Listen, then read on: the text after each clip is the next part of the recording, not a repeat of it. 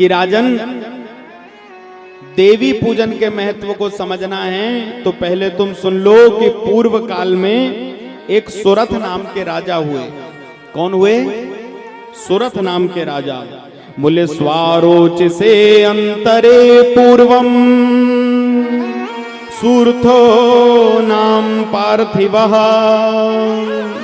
बभूव परमोदारः प्रजालन तत्परः।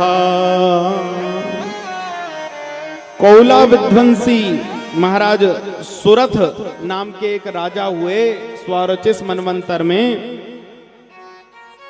बड़ा विशाल उनका राज्य और वैभव था महाराज सुरथ का।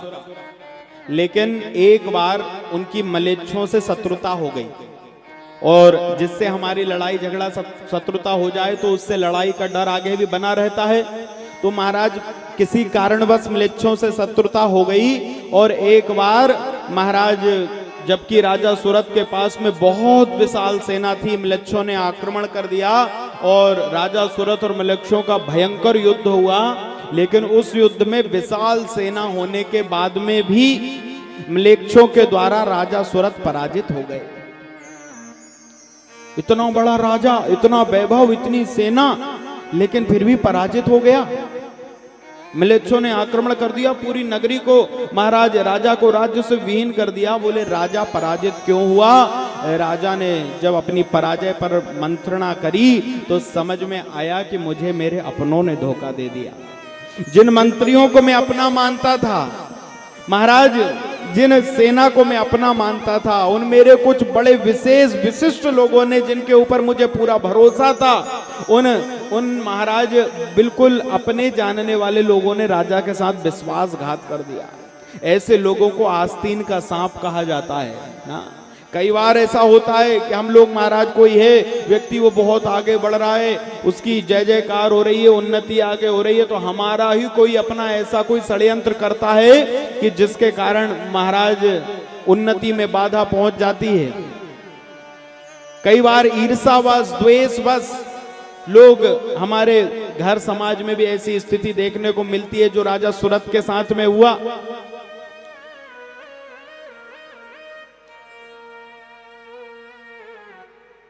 दुनिया में भांति भांति के लोग होते हैं। बोले नफरत की इस दुनिया में कौन किसी का होता है, नफरत की इस दुनिया में कौन किसी का होता है, दगा तो वही देता है जिस पे भरोसा होता है। कई बार जिन पे अटूट भरोसा हो वो हमारे साथ विश्वासघात कर जाते हैं, और फिर वहां से जो विश्वासघात होता है तो व्यक्ति टूट जाता है। महाराज बोले ऐसी पाप बुद्धि वाले लोग, भगवान व्यास कहते हैं कि पाप बुद्धिषु विश्वासो न कर्तव्यः कदाचन किन्नते वे प्रकुर्वन्ति ये लोभ वसगा नरः। लोभ के वशीभूत होकर के कई बार लोग ऐसा कर लेते हैं अपने स्वयं के फायदे को देखते हुए। तो ऐसा ही राजा सुरथ के साथ में हो गया। पाप बुद्धि लोगों ने राजा के साथ में महाराज छल कर दिया और विपरीत सेना के साथ मिलकर के और राजा की पराजय करवा दी। राजा विचार कर रहे हैं कि अब मैं क्या करूं, मंत्री भी मेरे अपने नहीं रहे, जिन पे पूरा भरोसा था वो भी अपने नहीं रहे। तो राजा ने अपनी नगरी का त्याग कर दिया।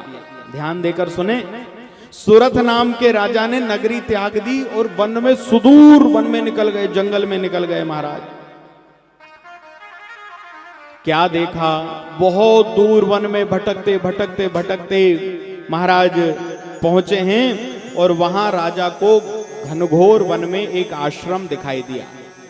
कौन का आश्रम था? बोले सुमेधा नाम के मुनि का आश्रम राजा को दिखाई दिया। जान में जान आई, चलो इस घनघोर जंगल में कोई तो है मेरा अपना। और वहां देखा कि शाल वृक्ष की छाया में मृग चर्म पर मुनि बैठे हुए थे। जैसे ही ऋषिराज को देखा, जैसे ही मुनिवर को देखा, तो उसी समय राजा सुरथ चरणों में लकुटी की भांति गिर गए। जैसे खड़े डंडे को छोड़ दिया गिरता है, ऐसे ही राजा सुरथ धड़ाम से चरणों में गिर गए। दोनों चरणों को पकड़ लिया। महाराज, महाराज मेरी रक्षा करिए, रक्षा करिए। कौन हो? क्यों इतने घबराए हुए हो, क्या बात है? बोले सुरथो नाम राजा हम, मैं सुरथ नाम का राजा हूं। क्या हो गया? बोले मेरे साथ अपनों ने दगा कर दिया महाराज, और पूरी बात बताई कि म्लेच्छों ने मेरे राज्य पर आक्रमण कर दिया और उसके कारण मैं राज्य विहीन हो गया हूं, मुझे अपनों ने दगा दिया। वो दुष्ट हो सकता है मेरे पीछे यहां तक भी चले आए, मेरी जान को खतरा है। तो सुमेधा नाम के मुनि ने कहा कि राजन बिल्कुल चिंता मत करो, निर्भयम वस राजेंद्र नात्र ते सत्र वह किलम आगमिष्यन्ति बलिनो निश्चयम तपसो बला। सुमेधा मुनि कहने लगे राजन निर्भय होकर रहो, तुम्हें चिंता करने की जरूरत नहीं है, तुम अब सुरक्षित स्थान पर आ गए हो, मेरे आश्रम में निर्भीक होकर के रहो। राजा को बड़ा अच्छा लगा कि चलो महाराज मुझे कोई तो सहारा मिला, अब मैं यहाँ पर ही रहकर मुनिराज की सेवा करूंगा, अपने जीवन को व्यतीत करूंगा। इसी बीच एक दिन राजा सुरथ एक वृक्ष के नीचे बैठे हुए थे और वहां पर एक विषादग्रस्त वैश्य का आना हुआ। वह वैश्य का मन भी बड़ा टूटा हुआ था, बड़ा दुखी था, और उसने राजा को जैसे ही देखा तो एक दूसरे का परिचय पूछने लगे कि आपका परिचय क्या है। राजा सुरथ ने बताया कि महाराज मैं राजा सुरथ हूँ और इस तरीके से म्लेच्छों के द्वारा युद्ध में मेरे अपनों ने मेरा साथ छोड़ दिया, दगा दिया, विश्वासघात किया, जिसके कारण मैं राज्य से वंचित होकर यहाँ आ गया हूँ। ये वैश्य कहने लगा कि मैं भी बहुत धन संपन्न वैश्य हूं, कोई पैसे की कमी नहीं है। देखो क्या होता है दुनिया में जब समय बदलता है तो। बोले बहुत धन कमाया मैंने, धन की कमी नहीं है मेरे पास में, दुनिया का ऐसा कोई वैभव और भोग नहीं जो मेरे पास ना हो उपलब्ध, सब कुछ है, लेकिन मेरे पत्नी और बच्चों ने मुझे निकाल दिया घर से।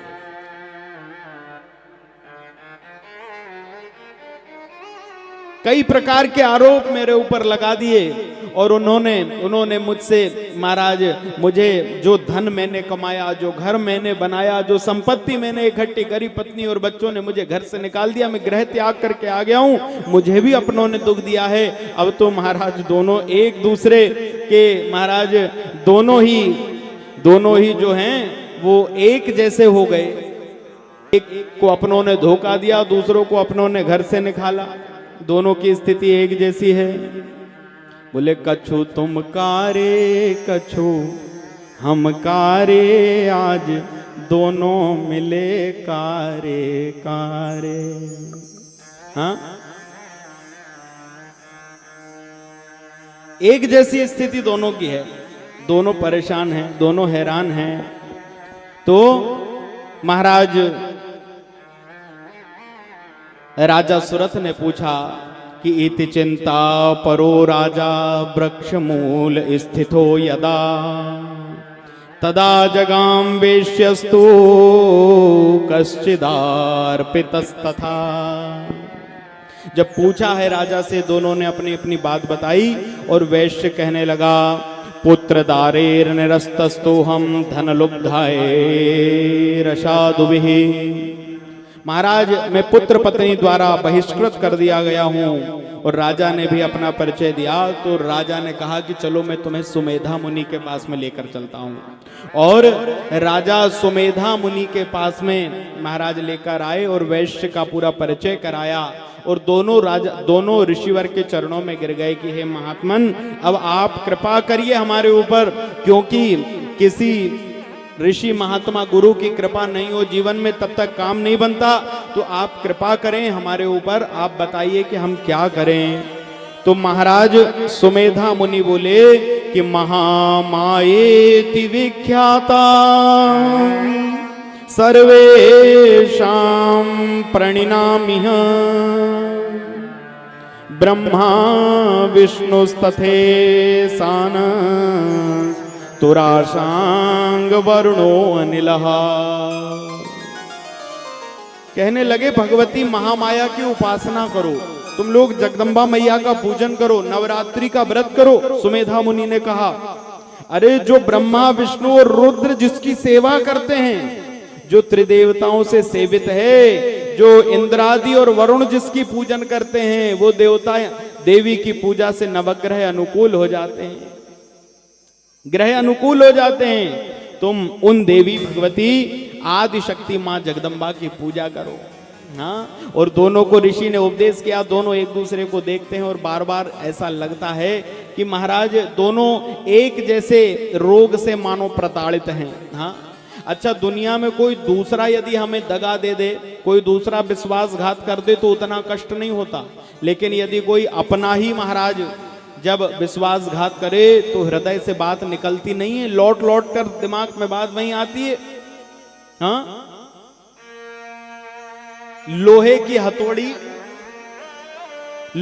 हथौड़ी से जब सोने के आभूषण बनाए जाएं तो हथौड़ी सोने के ऊपर भी चलती है, लेकिन ज्यादा जोर से आवाज नहीं आती है ना।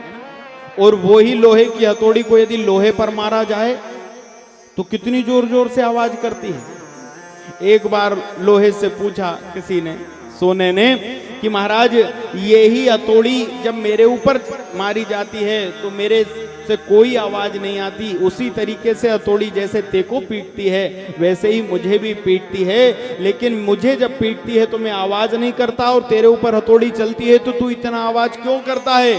तो लोहे ने कहा कि महाराज तू सोना है, तेरे ऊपर हथौड़ी चलती तू सह जाता है, लेकिन मैं लोहा हूं और लोहे की हथौड़ी लोहे पर चलती है। बोले अपना जब अपने को मारता है, अपना जब अपने के साथ विश्वासघात करता है तो कष्ट उससे बहुत ज्यादा होता है महाराज। अपना कोई विश्वासघात करता है तो बोले महाराज दोनों बड़े दुखी हैं। और जब भगवान व्यास कहने लगे कि राजा जनमें जैसे कि यही वो देवी हैं, यही वो आदि शक्ति हैं जिनकी तपस्या भगवान नारायण ने करी, भगवान ब्रह्मा ने करी। अरे जो शिव से भी सेवित हैं, बोले इन्हीं देवी की श्वेत द्वीप में एक बार भगवान विष्णु ने 10,000 साल तक तपस्या करी। कितने साल? ध्यान देकर सुनो। और ब्रह्मा जी भी मां जगदम्बा की तपस्या में ही लगे हुए थे। अच्छा, ब्रह्मा जी और विष्णु भगवान दोनों तपस्या करके आ रहे हैं, रास्ते में मिल गए। ध्यान देकर सुनना, बड़ी अच्छी कथा है। अब रास्ते में जब मिले ब्रह्मा और विष्णु दोनों, तो ब्रह्मा जी कहने लगे कि अरे विष्णु मुझे प्रणाम करो, मैं सृष्टा हूं। तुम कौन?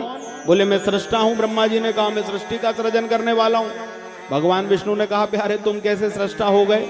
अरे मैं हूं जगत को रचने वाला, तो मैंने ही तो तुम्हें बनाया है। मेरी कमल से नाभि, मेरी नाभि से कमल का फूल निकला, उस कमल से तुम प्रगटे हो। तो ये बताओ कि महाराज मैं बड़ा हूं कि तुम बड़े हो? ब्रह्मा जी ने कहा देखो मैं बड़ा हूं, मैंने दुनिया बनाई, मैं विधाता हूं। भगवान विष्णु कहने लगे नहीं मैं बड़ा हूं। और ये बड़े की लड़ाई शुरू हो गई महाराज। हाँ, ये लड़ाई बहुत खतरनाक है। दुनिया में कोई छोटा नहीं बनना चाहता, जितने लोग हैं सभी बड़े बनना चाहते हैं महाराज, है ना। हम सब बड़ा बनना चाहते हैं, लेकिन बड़ा बनना इतना आसान नहीं है महाराज। बड़ा बनने के लिए बहुत सारी प्रक्रियाओं से गुजरना पड़ता है।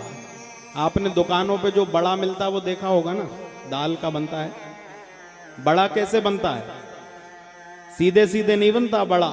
बोले बड़ा बनाना हो तो रात भर दाल को पानी में डालना पड़ता है, पानी में डूबी रहती, दूसरे दिन सिलबट्टे से घिस घिस के उसको पीसना पड़ता है, फिर तमाम तरीके के मसाले डालना पड़ता है, फिर उसको बनाकर खोलते हुए तेल में छोड़ना पड़ता है, फिर निकाल के फिर उसका दूसरा रूप दे के और फिर खलखलाते तेल में डालना पड़ता है, जब जाके कहीं बड़ा बनता है। जैसे वो बड़ा बनना खतरनाक है, ऐसे ही समाज में बड़ा बनना भी महाराज साधारण नहीं है। बड़ा बनने के लिए बहुत छोटा होना पड़ेगा, सबको साथ लेकर चलना पड़ेगा, झुककर चलना पड़ेगा, मिलकर चलना पड़ेगा। जो जितना झुकते जाएगा वो उतना बड़ा होते जाएगा। ये संसार का नियम है महाराज। यदि बड़ा बनना चाहते हैं तो अपने अंदर महाराज, अपने अंदर से बड़े होने का भाव निकाल दीजिए, अभिमान निकाल दीजिए, छोटे बन जाइए। सबको नमस्कार, जयराम जी की झुककर चलिए। देखिए आप समाज में कितनी जल्दी बड़े होते हैं। यदि बड़ा हम बनना चाहते हैं तो हमें सबको साथ में लेकर, सबसे मिलकर और अपने स्वभाव को एकदम नरम करके महाराज मिलजुल करके यदि हम आगे चलेंगे तो अपने आप ही महाराज हमारा पद प्रतिष्ठा सब बढ़ती चली जाएगी। और नहीं, यदि हमारे अंदर करना धरना कुछ नहीं और बड़ा बनना चाहते हैं तो ऐसे बड़े को कोई पूछने वाला नहीं है। बोलो जगदम्बे मैया की। भगवान ब्रह्मा और विष्णु एक दूसरे से कह रहे हैं मैं बड़ा, वो कह रहे हैं मैं बड़ा। इसी बीच क्या हुआ, बोले आकाशवाणी हो गई, और आकाशवाणी हुई, ब्रह्मा और विष्णु के बीच में महाराज एक ज्योतिर्लिंग प्रकट हो गया। बोलो शंकर भगवान की जय हो। और वो विशाल ज्योतिर्लिंग ब्रह्मा और विष्णु के बीच में प्रकट हुआ, और आकाशवाणी ने कहा कि आप इस महाराज ये जो ज्योतिर्लिंग है इसके आदि और अंत का पता लगाइए, जो पता लगाकर आ जाएगा और छोर का वो बड़ा होगा। आकाशवाणी ने ऐसा कहा तो भगवान विष्णु उसी समय महाराज चले गए पाताल की ओर पता लगाने के लिए, और ब्रह्मा जी चले गए महाराज ऊपर हंस पे सवार होकर आदि का पता लगाने के लिए, नारायण अंत का पता लगाने के लिए ब्रह्मा जी चले गए। और इधर ब्रह्मा जी ऊपर जा रहे हैं, भगवान विष्णु नीचे जा रहे हैं पता करने कि ये शिवलिंग कहां से प्रकट हुआ और कहां समाप्त हुआ। लेकिन दोनों को और छोर मिल नहीं रहा, चले जा रहे हैं, चले जा रहे हैं, चले जा रहे हैं महाराज। अब भगवान विष्णु तो अतल वितल सुतल तलातल रसातल महातल पाताल तक पहुंच गए नीचे, लेकिन कहीं मिल नहीं रहा। ब्रह्मा जी ऊपर की ओर जा रहे हैं तो रास्ते में जाते जाते ब्रह्मा जी को एक केतकी का पुष्प मिल गया। कहां से आ रहे हो? उस केतक पुष्प ने देवी भागवत में कहा कि मैं भगवान शंकर के सिर से गिरा हूं महाराज। अच्छा, बोले अनंत काल से गिर रहा हूं मैं भोलेनाथ के सिर से, इस शिवलिंग के ऊपर से अनंत काल से। तो ब्रह्मा जी ने कहा अरे ये इतने सालों से गिरते गिरते अब यहां पहुंचा है, तूने देखा है कि कहां से तू गिरा? बोले हाँ। तो एक काम कर, तू गवाही दे देना कि मैं इसका अंत देखकर आ गया हूं। कह देगा मेरे साथ? बोले हाँ कह दूंगा। केतकी का पुष्प ब्रह्मा जी उसको लेकर आ गए, और भगवान विष्णु लौट करके नीचे से आए। उन्होंने कहा देखो हमको तो कोई महाराज और छोर नहीं मिला, हमें तो पता ही नहीं चला। ब्रह्मा जी ने कहा कि देखो इसलिए मैं तुमसे कहता था मैं सृष्टा हूं, मैंने देख लिया ये लिंग कहां जाकर समाप्त हुआ है, और गवाही में मैं केतक को लेकर आया हूं। ये केतकी का पुष्प पूछ लो इससे मैंने देखा है कि नहीं। तुमको विश्वास नहीं हो तो इससे पूछ लो। अच्छा, जो झूठे लोग होते हैं वो गवाह साथ में ही लेकर चलते हैं। बोलो जगदम्बे मैया की। हाँ, बिना पूछे ही बार बार पूछ लो महाराज, पूछ लो।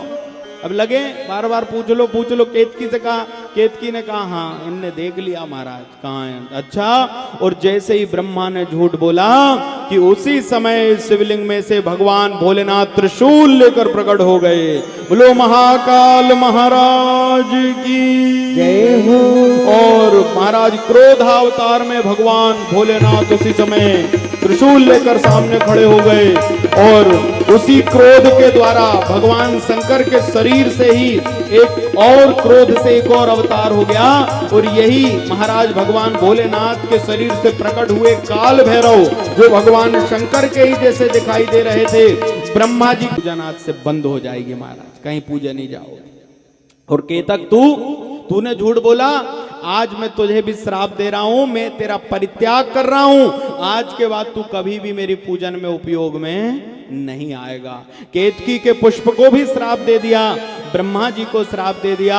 ब्रह्मा जी ने चरणों में गिरकर उन्होंने विनय करी, प्रार्थना करी। तो कहा देखो ब्रह्मा, अब मंदिर बनकर तो तुम नहीं पूजोगे, लेकिन तुम अपने प्रायश्चित कर रहे हो, गलतियों की क्षमा मांग रहे हो, तो तुम यज्ञ में महाराज एक ब्राह्मण ब्रह्मा बन जाएंगे। हैं? आपने देखा होगा सतचंडी यज्ञ में हमारे पंडित श्री विजेंद्र पुरोहित जी ब्रह्मा बने हैं, इस यज्ञ के ब्रह्मा हैं। बोले ब्राह्मण ब्रह्मा बन जाते हो। ब्रह्मा जी के नाम का एक ब्रह्म पात्र रखा जाता है, लगभग 84 अंगुल गहरा होना चाहिए, ऐसा लिखा है कि उस ब्रह्म पात्र में ब्रह्मा जी की स्थापना होती है। और पूरी दुनिया में आप देखोगे ब्रह्मा जी का मंदिर आपको कहीं नहीं मिलेगा। पुष्कर में जरूर बना हुआ है एक बार मंदिर है। और पुष्कर में ब्रह्मा जी का जो मंदिर वो भी इसलिए बन गया, बोलते हैं कि ब्रह्मा जी वहां यज्ञ करने के लिए आए थे महाराज एक बार। तो भला हो राजस्थान वासियों का कि उनने ब्रह्मा जी का एक मंदिर वहां बना दिया पुष्कर में। बाकी तो महाराज ब्रह्मा जी जो हैं यज्ञ में ब्रह्मा के रूप में और ब्रह्म पात्र के रूप में पूजे जाते हैं। ब्रह्मा और विष्णु दोनों ने मिलकर भगवान शंकर की स्तुति करी है, भगवान शंकर को रिझाया है। आओ प्रेम और भाव के साथ